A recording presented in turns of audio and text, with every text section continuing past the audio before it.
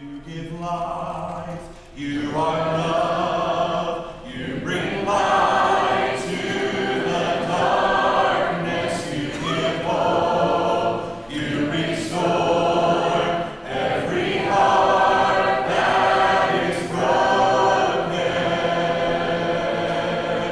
And great are you, Lord.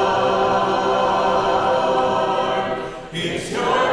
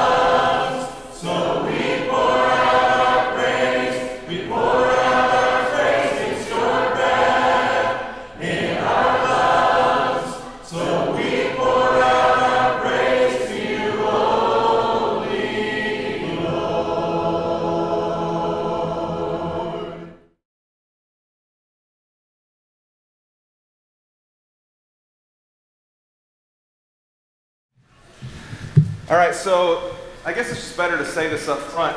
I'll just tell the story how it went. I got a text during the Psalms for the Lord's Supper, and I ignored it, right? 'Cause, like, I'm trying to focus, and usually it's just something random. Well, it kept coming in, and then I was like, okay, I better look at this. Something might be wrong. I looked down, and my brother James is like, I'm not going to stop texting until you look at this. And so basically what happened today is my computer at home, where I do all my sermons and my PowerPoints, is just usually connected to the system, to the web, and it was not. And so like none of my PowerPoint's not here on the system. And then I was like, well, that's okay. Let me find the document where I wrote my sermon, just as a reminder. Well, that's not on my phone either. So here, I'm flying blind today. It's me and my Bible, kind of scary, right? And my memory, I guess. But let's go old school. How about that? Let's go old school, see what happens with a marker board. So I guess I'm carrying the remote as if I need this today. I don't really need this. Anyway, we figured all this out just now, and it's great. Everything, it's a great PowerPoint, lots of cool pictures. It's just at my house on a computer that's apparently not connected to Dropbox well. So many of you guys know, yeah, James, this is distracting. Let's go ahead and let's just find a different, just the main slide of this will be fine. Went to Romania. Went there about a week, got back last Monday. And there were a couple assumptions that I made about Romania that were kind of blown up in my face. Here's the first one. because of the history and communism and war not so far away, I just assumed that Romania would be like this kind of dark Eastern European, like sad place where, anyway, I just had this picture of just like gray and dark and sad. And I was so wrong. It was a bright and colorful and vibrant place. To me, it reminded me very much of Italy, like the streets and the colors. The people were, you expect this, and the people were pleasant to the point that I kind of, when somebody asked, what'd you think about our place? And this sounds like such an old person thing to say. I said, it's delightful. Like I found Romania to be delightful. And again, I kind of thought this is going to be kind of a dark place. Totally wrong, so that assumption was blown up. The second assumption I had is that Christianity is going to really, really struggle in Romania. And I probably should have done a little bit more homework. So you might say, what were you doing there in the first place? So one of our recent graduates, graduated about 4 years ago, is there from Freed Hardeman, is there as a single missionary by himself. And he basically asked me to come, and I brought a student with me. He said, will you come please help me figure out what to do? And I just had it in my mind, okay, this place is just going to be a constant struggle. Turns out Romania is one of the most Christian places in Europe, one of the most Christian countries. Other groups have grown significantly and rapidly. And after my time with him there, we were talking about all the different things that they might could think about doing. And the missionary said, I really think that with God's help, this could be like in this particular city we're in, he said, I think that a church could grow here and be the biggest church in Europe. And that sounds like kind of a bold statement, but after being there for a week, I'm like, I think you're right. I think there's a ton of potential. So in my mind, I had assumed just not a lot of potential for growth in Romania, and I was dead wrong about that. I think God can do incredible things anywhere, but even in a place like Romania, there's a lot of good that I think can be done in Romania. And so we spent our week addressing some of the dilemmas that he was facing. And they are multiple, and they are difficult and challenging, and if you want to ask about it, I'd be glad to tell you more about it. But the problem with the dilemma is there's kind of two sides to it. One side is we try by our human ingenuity to figure it out. Okay, here's this dilemma. If we do this and this and this and kind of put things in the right places and do the right things, then maybe something good will happen. On the other side, there's this temptation to think, this is impossible. Like the dilemma is too big. There's really no way to solve this. Just kind of do the best we can. And I think life is a lot like that, isn't it? As you think about the dilemmas that you face, and you can think across the board of the kind of dilemmas that we face, from financial dilemmas to physical health dilemmas to spiritual dilemmas to family dilemmas, all those dilemmas, there's one of two sides, right? Sometimes we're really focused on the how we can fix this, right? We do this and this and this, here's the how. We can figure it out. And if we kind of feel like all of those hows are useless or not possible, then we kind of jump over here to this other side and we say, well, this is impossible. We just kind of got to sit back and let it happen. This is impossible. And as we dive into Scripture this morning, turn your Bibles to John chapter 6, I think we find Jesus and his disciples in a situation like this. They are in what seems to be an impossible situation. They're on a hillside where Jesus is teaching, and there are thousands of people there who are starting to get hungry. Or at least the disciples know that they're going to get hungry. And so the disciples are left with this situation of either we figure this out or it's an impossible situation. And it appears that they're saying, this is impossible. We can't feed all of these thousands of people, no matter how much human intelligence we might bring into the equation. So with that in mind, let me paint another picture for you. So we're set up in John chapter 6, and in the background of all of this is the character of Moses. Moses looms large behind John chapter 5, 6, and 7. So last week when Connor preached to you from the end of chapter 5, Moses came up, and Moses' testimony to Jesus. In chapter 6 and 7, it's going to find that Jesus is greater than Moses. Moses' name is going to pop up 6 times. Why is Moses such a big deal? Let me try to explain it this way. Is George Washington significant to the history of our country? Well, of course. How much so? Have you ever thought about how many entities have the name Washington on it? The capital of our country. There's an entire state. There are nearly 300 towns and cities with the name Washington on them. You've got bridges and mountains and over a dozen different universities. Like Washington is written all over our country because George Washington's name looms large in our history. And that's just because he led us politically, helped us kind of a founding father sort of situation. Imagine if he had also been a significant religious leader. Like think about some religious leaders in our culture. Imagine kind of George Washington combined with the Pope or combined with Billy Graham.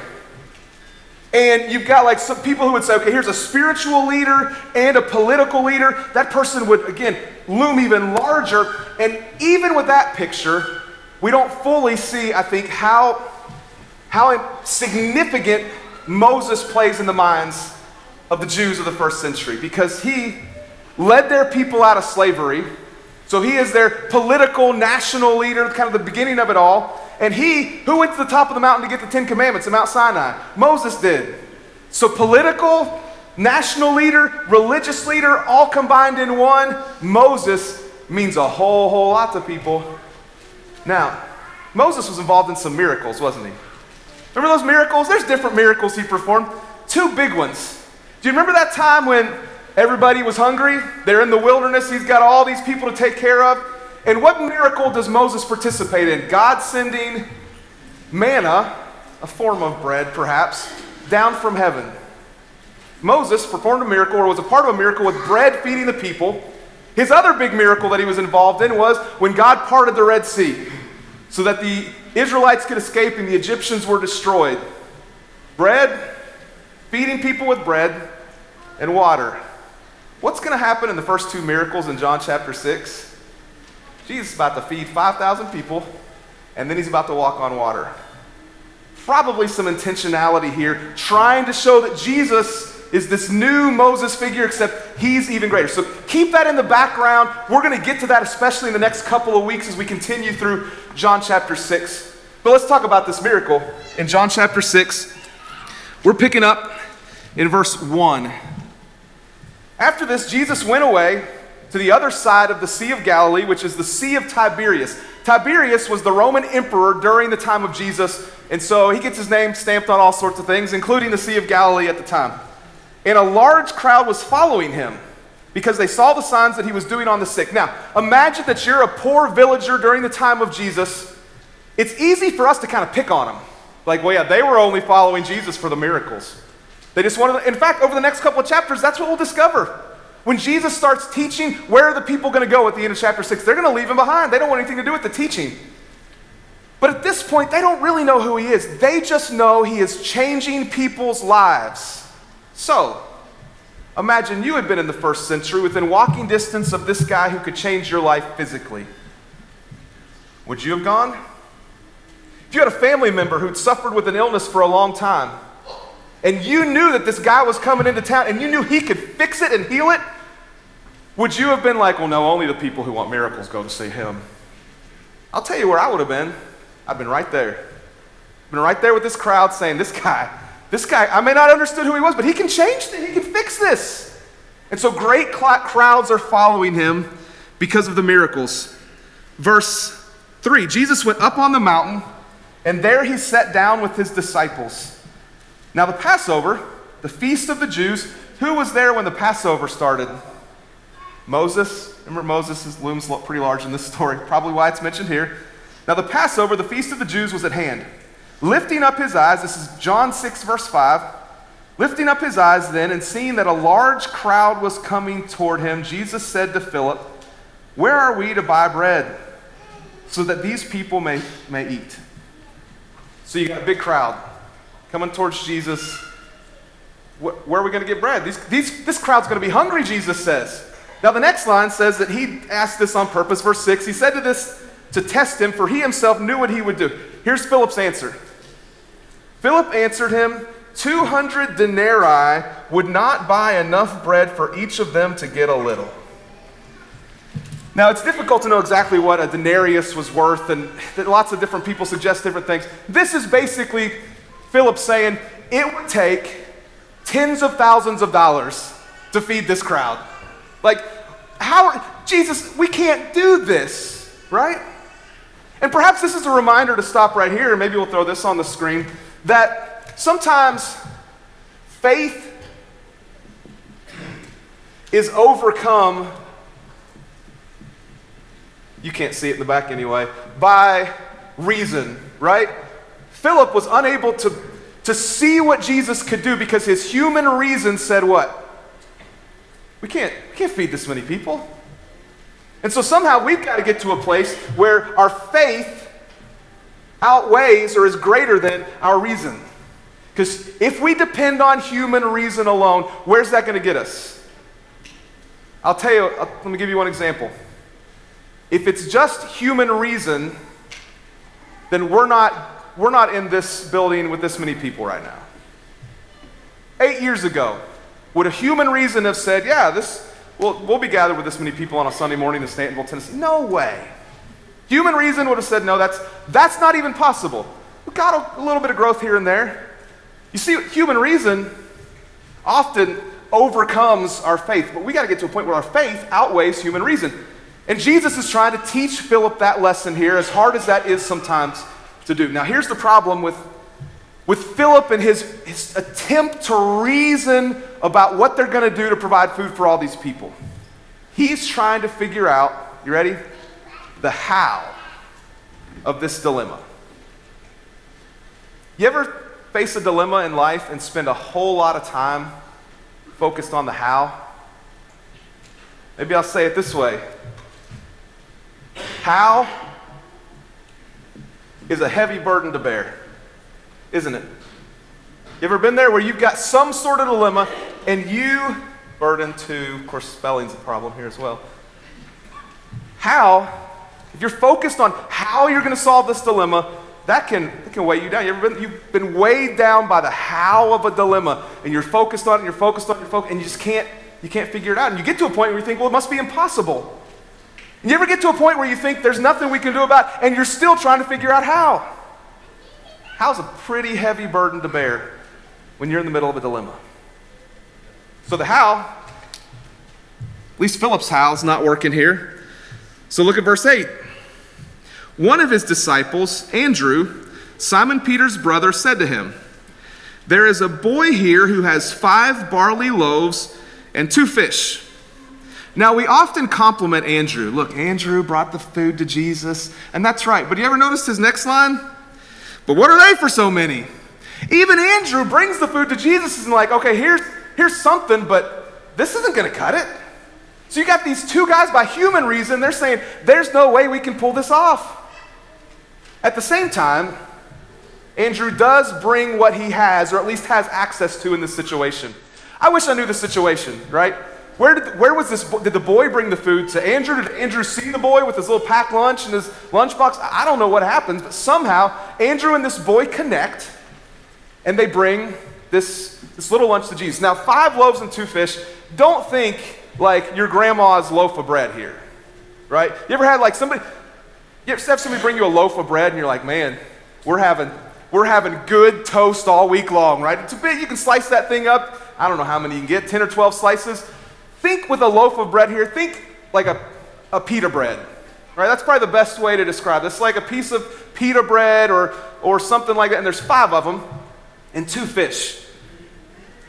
And according to the text we'll get to in just a second, 5,000 men. Plus, the text doesn't mention women and children, 20,000 people. 20,000 people, and you got 5 little pita bread and 2 fish. Probably enough food for maybe 2 people. Can you imagine our party planning committee?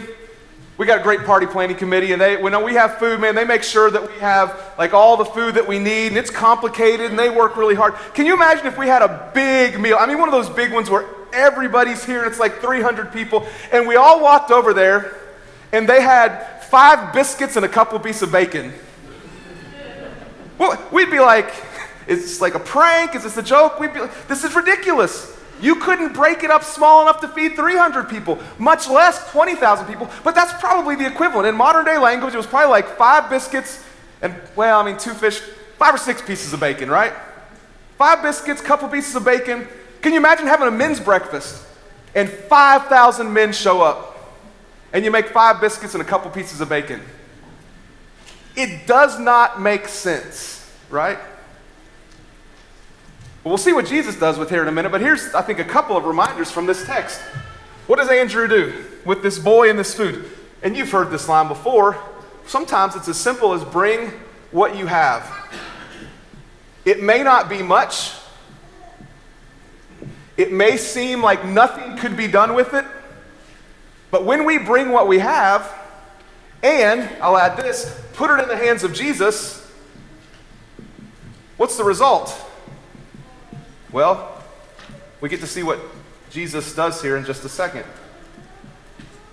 Jesus does some amazing things. We bring what we have, and we put it in his hands. Here's the result. Look at verse 10 rather. Jesus said, "Have the people sit down." Now there was much grass in the place, so the men sat down, about 5,000 in number, so we could estimate 15, 20,000 maybe with women and children. Verse 11, then Jesus took the loaves, and when he had given thanks, he distributed them to those who were seated. So also the fish, as much as they wanted. Don't you wish you could see the mechanics of this? Like, how was it all in a basket? The Chosen has recreated this scene. It has it just all coming out of these baskets. I just wish I could see what this looked like. But there's more food than the people can eat. All that they wanted. Verse 12, and when they had eaten their fill, he told his disciples, gather up the leftover fragments that nothing may be lost. So they gathered them up and filled 12 baskets with fragments from the 5 barley loaves left by those who had eaten. So you got 12 baskets of food left over from 5 loaves and from 5 biscuits and a couple pieces of bacon in our context, right? From such a little amount of food. Verse 14, when the people saw the sign he had done, they said, this is indeed the prophet who has come in the world. No wonder they're shocked, they're amazed, and they're like, this must be the Messiah. And what did a good Jew in the first century think the Messiah was going to do? Just come bring spiritual salvation? No. They thought the Messiah was going to defeat the Romans and kick them out. And so look at the next line. Verse 15. Perceiving then that they were about to come and take him by force to make him king, Jesus withdrew again to the mountain by himself. Their goal is not to bow before him and make him their spiritual. Their thought is, if he can do this, he can boot the Romans out. And Jesus sees this and he's like, they're about to force me to be king. And so he gets out of there. He gets out of there. Now, we'll see the continuation of this in just a second, but they're amazed by this miracle, and we ought to be amazed by it too. We ought to see the power and glory and greatness of Jesus Christ. But as we're left with this story today, and we see how the disciples responded to this, right? Some tried to make reason the primary factor, but somehow if we can make faith greater than our reason, if we bring what we have, as small as that may be at times, and we put it in the hands of Jesus, what's the next step? I think the next step is difficult but vitally important. Once we've done these things, then we sit back and we trust him to work. Sometimes it's as simple. Even if we can't understand it, we don't know why, we can't figure out the how, we say, okay, somehow I've got to do some faith stuff here. I don't have much, but I'm going to bring him what I have, and I'm going to put it in the hands of Jesus. And then the challenge is to step back and simply watch him work. See, sometimes we get really focused on the how. How is a heavy burden to bear? Can I remind you today, we ought to be less focused on the how and more focused on the who. That's too big of a sentence to write down, but I would write it down. It'd be on the screen, so I'll say it again. We ought to be less focused when we face dilemmas in life. Sure, God gives us brains and he gives us wisdom, and we do our very best to figure them out. But at the end of the day, we ought to be less focused on how and more focused on who. As we watch God do his thing, as we bring him what we have. Here's my question for you. What dilemma in your life has you focused on the how? And you've tried and you've tried and you've tried and you're figuring it out, and maybe you're using a whole lot of human reason, but you just can't do it. Can I encourage you today to focus a little less on the how and start focusing on the who? and watching God do his thing, capitalize the H there, make everybody feel a little better, right? And watch him do his thing. Imagine what he could do. Here's the reality of the Christian walk. The Christian life is a venture of faith from beginning to end. Isn't it? The Christian life is a venture of faith from beginning to end. We've talked a lot about the people who've been baptized this week. Just incredible. When you allow someone to dip you down into water, which is not a work of your own, it's someone doing something, when you submit to that, where's the power? What do you need? It's trust, isn't it? You are trusting that as you are dipped down into that water by faith, that God is doing something. Not that water, not some person, but God is forgiving you of all of your sins, and in that moment, saving you. What is that? That's faith, isn't it? From the beginning of the Christian life, it's a venture of faith, all the way to the end, because when we reach the end of life, for our final time, we close our eyes with the thought that I'm about to spend eternity with Jesus. What is that? It's faith. The Christian life is a venture of faith from beginning to end. Most of us right now are kind of in the middle of that. And so in the middle of it, when we don't know what to do with our dilemmas, here's what we do. We put what we have in the hands of Jesus, and we trust him to do his work. Problem is there's some faith killers that we're tempted to buy into sometimes. You want to hear some faith killers? Here's some faith killing statements. I've never done that, or I could never do that. You ever thought that about yourself? Or when you're challenged to take a step out in faith, well, I've never done that, or I could never do that. That's a faith killer, isn't it? It takes away your trust in God to do the work. But I think it even comes to play in churches. You ever heard, maybe we're tempted to say in a church setting, well, we've never done that, or we could never do that. They're faith killers. Faith says, we're going to bring him what we got. We don't know exactly what he's going to do, but we trust that he's going to do something. And we're going to sit back, keep working, keep thinking, keep using human reason, but we're going to sit back and we're going to watch him and let him work in the dilemmas that we sometimes don't know how to figure out.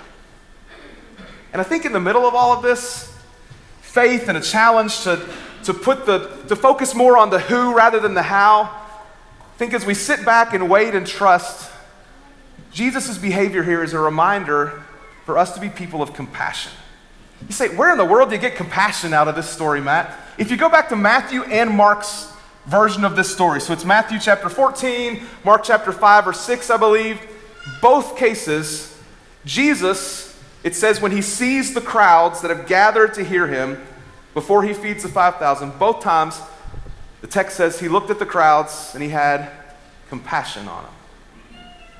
And in Matthew's account, he is coming off the emotional distress of the death of John the Baptist.